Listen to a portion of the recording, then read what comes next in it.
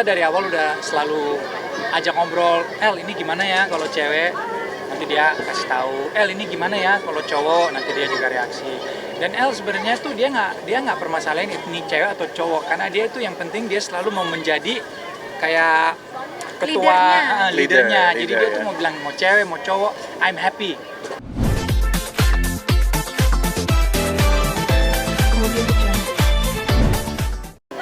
Happy banget, kita bersyukur banget, happy banget karena ini memang yang kita berdua nantikan, bisa punya momongan perempuan, anak ketiga, kebetulan dikasih sama Tuhan perempuan. Kita bersyukur banget dengan proses yang juga begitu indah. Ini pengalaman juga buat aku sama Vincent bisa punya baby dengan proses IVF, bayi tabung, dan bisa berjalan lancar, berjalan sukses sampai bisa mengadakan acara hari ini, selamatan baby, sambil informasi gendernya. Jadi happy banget ya sayang. Happy. Tambahannya? Speechless. Sampai bulan kelima kita udah masuk ke 21 minggu. Ya istri bahagia itu saja sih yang permintaan saya, kan istri harus bahagia biar prosesnya lancar, dan saya cuma minta doanya aja dari semua teman-teman agar lancar sampai hari hanya, dan nanti lahirannya juga lancar.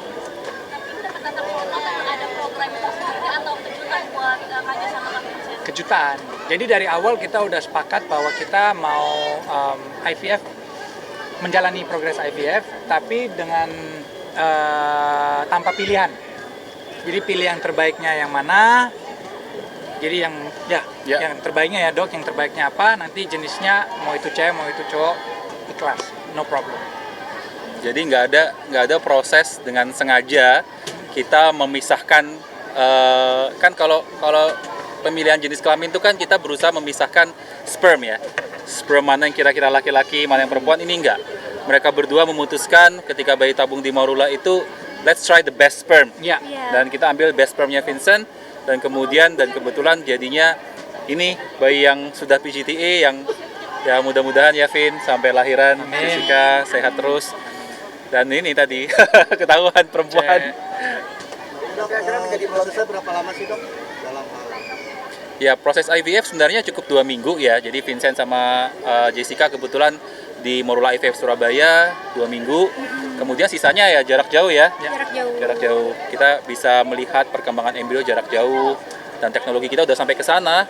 Dan ini juga berita gembira buat Jessica yang sudah menanti juga ya Jess. Iya betul. Tapi dokter juga udah tahu belum sih dok jenis kelamin? Sudah tahu atau belum sebenarnya, kan jenis kelamin itu bisa kita lihat mulai dari USG ya, USG di 4 bulan. Cuman bagaimanapun namanya jenis kelamin 100%-nya waktu lahir. Ya kan kita lihat nih. Cuma secara medis sebenarnya pada usia 16 minggu itu kita sudah kelihatan. Tadi sempat review sendiri, berarti sudah sesuai harapan berarti? Sesuai doa sih, karena kan kita pasti sebagai orang tua ya berdoa, berharap yang terbaik. Ya syukur-syukur kita bisa dikasih seorang putri agar bisa juga berkesempatan merawat anak perempuan, karena kan kita berdua kebetulan merinding jadinya Yes. Iya, sudah punya 2 laki-laki, anak laki-laki. Jadi ya besar harapan bisa dikasih anak perempuan, dan ternyata dikabulkan Tuhan. Dan ini menjadi pelengkap buat kamu juga nggak sih? Karena saya punya baby cewek gitu. Iya pastinya, jadi Pasti ketemu dia di salon nanti kalau udah gede sama babynya. jadi ada temen buat dandan, ada temen buat makeover. Soalnya kalau anak yang cowok-cowok kan kayak lebih kayak Lebih sama papanya, lebih maco lah permainannya. maco. Dan kalau punya anak perempuan, jadi ini pengalaman baru, akan menjadi pengalaman yang baru buat aku. Gimana caranya bisa membesarkan, merawat anak perempuan itu sebenarnya agak deg-degan sih, kan anak perempuan ya, tapi aku benar-benar excited lah. Udah nyiapin nama? Aku sih udah, tapi nama aku ditolak terus. Bukan ditolak, maksudnya aku cuma kasih tahu jangan pilih satu, kita pilih beberapa, nanti kita ya cocok-cocokan lah. Yang terbaiknya yang mana, yang ada maknanya, yang ada artinya, ya kan. Kalau langsung satu kan terlalu cepet lah keputusannya, dan ini kan masih kurang lebih 4 bulan lagi. Jadi masih ada waktu juga untuk mikirin nama-nama yang lain kayak gitu. Ada berapa nama? So far kan 1. Kak, aku udah ada 3. Oh sekarang 3. 3 berarti nanti ya kita Iya, catat nanti. Respon Sel Barak sama Don sendiri gimana sih? Mereka mah udah El Barak kan udah usianya udah 10 tahun dan dia juga udah tahu mamanya udah hamil. Dan kita dari awal udah selalu ajak ngobrol, El ini gimana ya kalau cewek, nanti dia kasih tahu, El ini gimana ya kalau cowok, nanti dia juga reaksi.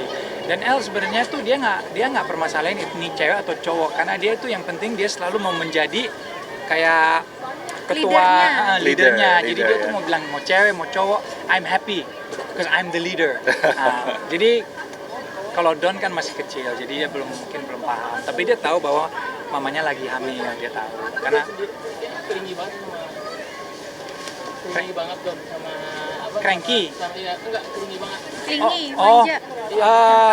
Kasih pengertiannya gimana sih?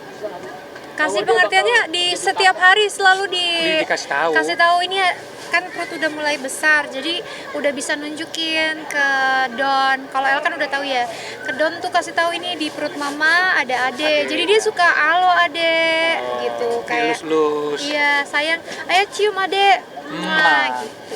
mungkin belum paham 100% tapi dia udah connect lah, dia udah Iya. tahu bahwa ada baby. Bahwa ini apa namanya IVF untuk baby dragon pertimbangannya apa sih mungkin Kenapa baby dragon? kenapa akhirnya mau ini Membawa cuan. Karena naga itu kan shio naga tuh kalau di shio Chinese itu shio besar, termasuk shio besar gitu, dan shio besarnya kebetulan cocok sama shio-shio yang ada di rumah, kayak Vincent kan monyet. Vincent monyet. Sionya terus El kuda. Kalau dia kelinci, nah Don macan. macan. Jadi macan, kelinci, monyet, kuda. Ini El tuh empatnya kuda ya? Kuda. Sama. Sama ya? Sama Iya, kan, Dok? kuda, betul. Jadi ini 4 sio ini cocoknya sama naga. Jadi Cocok ya untuk dipertemukan ya sayang. langsung digas sama dokter Benny. Let's go proses gas. ada itu sio juga berarti ya untuk hamil ketiga ini Karena aku emang pengen banget sih punya Baby dragon. baby dragon gitu, dan Vincent juga pengen gitu. Jadi ya kebetulan momennya pas nih, dapat momen baby tahun naga di tahun ini. Jadi ya kalau Happy lah. udah pas ya kenapa enggak gitu. Kalau berdasarkan due date ya, itu sekitar pertengahan Desember. Itu 40 weeks. Tapi kan kalau lahiran nih, lahiran normal kan mulai 2 minggu lebih awal sudah bisa. Jadi mulai awal Desember, Jess, nanti sudah harus siap-siap tuh sampai pertengahan Desember. Iya. Kayaknya tadi dengar-dengar mau punya anak sampai 5. Nah, abis ini lanjut lagi apa gimana? Sabar dulu. Ya kalau misalkan kita satu-satu dulu, ini kan nanti kan lahir dulu, terus kita rawat dulu, at least penyusuinya mudah-mudahan bisa sampai 2 tahun. Nanti habis itu baru kita Ya yang penting tuh, pikirkan lagi. yang penting tuh kita enjoy the moment juga. Jadi Iya. kalau buru-buru kesian juga nih buat baby ceweknya, nanti dia mungkin kurang kasih ya. sayang. Jadi kita mau enjoy the moment juga.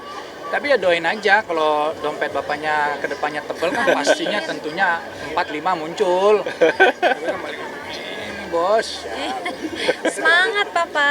Dan biasanya kalau seorang bapak itu agak lebih protektif, agak lebih posesif ke anak ceweknya. Udah mempersiapkan hal itu. Nah, jadi aku juga sempet ngobrol sama bokap juga bilang gitu. Kalau aku kan orangnya kan very spontaneous, outgoing adventure yang ya boleh dibilang kayak kasar lah. Kata bokap kalau udah dapet anak cewek itu Nah. tanpa kita sadar Berubah. kita berubah. Jadi lebih lembut, nggak secepat itu untuk bilang tidak boleh, tapi lebih ya udahlah nggak apa-apa kan anak cewek. Cuma ini kan semua cuma info aja dari keluarga dan orang-orang sekitar. Balik lagi Vincent pengen enjoy the process sih, karena kan belum pernah ada anak cewek, anak cowok udah 2, jadi udah tahu lah sifat cowok kayak gimana. Jadi sebenarnya mau enjoy aja. I'm happy. Kalau lahiran sih kemungkinan besar di Jakarta. Jadi tadi tetap normal kah prosesnya? Kebetulan 2 pengalaman yang pertama dan kedua itu normal.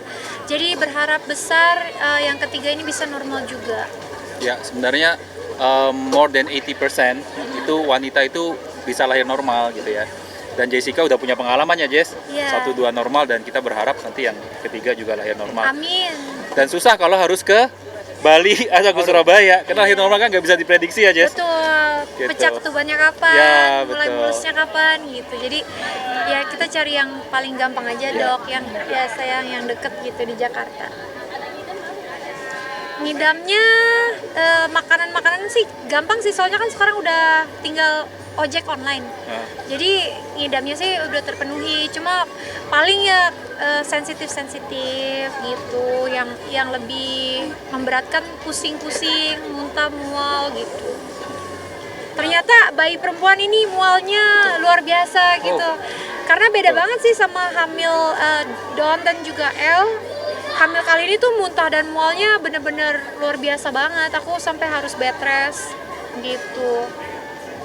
Itu bed rest itu 3 Semester pertama. Semester pertama tuh kalau sesuap 2 suap muntah, jadi Iya. gizi dan nutrisi yang dibutuhkan untuk tubuhnya tuh benar-benar berkurang. Jadi dia tuh bed restnya karena lemes, capek, karena kurang gizi. Karena sekali makan, 2 makan tuh pasti muntah lagi, mual lagi. Tapi sekarang udah nggak lagi, udah membaik. Sekarang udah bisa makan lagi dan everything is okay.